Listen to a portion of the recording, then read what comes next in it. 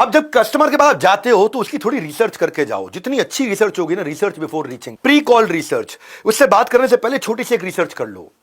आप उसका लिंक्डइन, उसका ट्विटर, उसकी कंपनी का प्रेस रिलीज, उसका कंपनी का कॉम्पिटिटर, उस कंपनी का ब्लॉग, उस कंपनी की कोई फाइनेंशियल स्टेटमेंट, उस कंपनी का फेसबुक, उस कंपनी की गूगल वेबसाइट, उसके बारे में थोड़ा पढ़ के जाओ, उस बंदे के बारे में पढ़ के जाओ। अगर इंपॉर्टेंट कस्टमर है आपके लिए, एक गाड़ी खरीदने बेचने वाली कंपनी Cars24 का एग्जांपल देता हूं आपको। वो अपने पोटेंशियल कस्टमर को फोन करने से पहले ही अपनी एक लेवल की रिसर्च कर चुके होते हैं।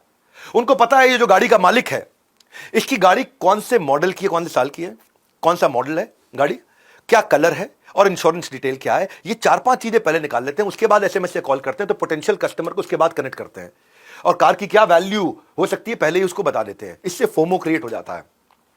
आप सामने वाले के पेन की रिसर्च करके जाओ। पेन देखो 3 प्रकार के होंगे जिस पे आप रिसर्च करोगे। या तो उसके धंधे में कोई टेक्निकल पेन है, या उसके धंधे में कोई फाइनेंशियल पेन है, या उसकी जिंदगी का कोई पर्सनल पेन है।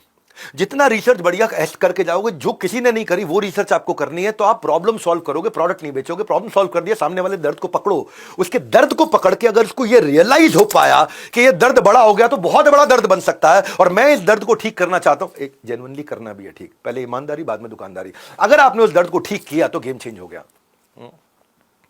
और अगर आप भी जानते हो किसी का पेन है और किसी का पेन दूर करना चाहते हो, सेलिंग नहीं हो रही है, आपको पता है इस वीडियो को आपको उसको पहुंचाना है। लीड स्कोरिंग, हर कस्टमर पे समय नहीं लगाया जाता, हर कस्टमर को रैंकिंग दी जाती है। Equality is a wrong concept, fairness is the right concept. सब कस्टमर बराबर नहीं है, लेकिन सबके साथ ईमानदार रहना है। कोई कस्टमर हॉट होता है, कोई वार्म होता है, कोई कोल्ड होता है।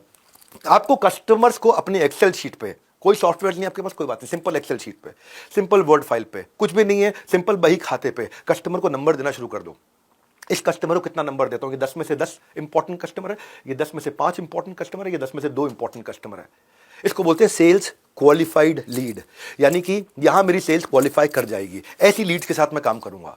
उनको रेड येलो ग्रीन कर दो। 10 में से 8 9 10 वालों को ग्रीन दो, 10 में से 5 6 7 वालों को येलो कलर दे दो, 10 में से 1 2 3 वालों को रेड कलर दे दो। तो फोकस आपको मिल जाएगा कि मुझे जहां फोकस ज्यादा करना है, कम टाइम में मैं ज्यादा रेवेन्यू जनरेट कर पाऊंगा। मैं अपने फॉलोअप को प्लान कर पाऊंगा, मुझे किसके साथ फॉलोअप करना है, मुझे किस पे समय लगाना है। इसको बैंट टेक्निक से समझते हैं। आपको 10 में से 10 नंबर देने ना, कैसे दोगे आप, किस तरह से दोगे? पहली चीज चेक करो, जिस कस्टमर के साथ डील कर रहा हूं उसका बजट है या नहीं, उसके पास पैसे हैं या नहीं है। अगर पैसे ही नहीं है, वो खरीद नहीं सकता, तो उस पर समय कम लगाइए। क्योंकि आपको जो है ना अपने बिजनेस को बचा के रखना, अपने घर को आग लगा के सर्दी में दूसरे को सेक देना समझदारी नहीं होती है। दूसरी चीज, जिस कस्टमर को माल बेच रहा हूं क्या उसके पास अथॉरिटी है या नहीं है, या डिसीजन कोई और लेगा, सारी बातें कर जाएगा। तीसरी चीज, क्या उसको आज इस प्रोडक्ट की नीड है या नहीं है, जरूरत भी है कि नहीं है, कि खाली विंडो शॉपिंग करने आया है। और चौथी चीज, अपनी बातों में अंदाजा लगाओ ये कब खरीदेगा, टाइमलाइन क्या है। अगर उसके पास पैसा है, वही डिसीजन मेकर है, उसकी जरूरत भी है और वो खरीदना भी तुरंत चाहता है, ये है आपका असली कस्टमर।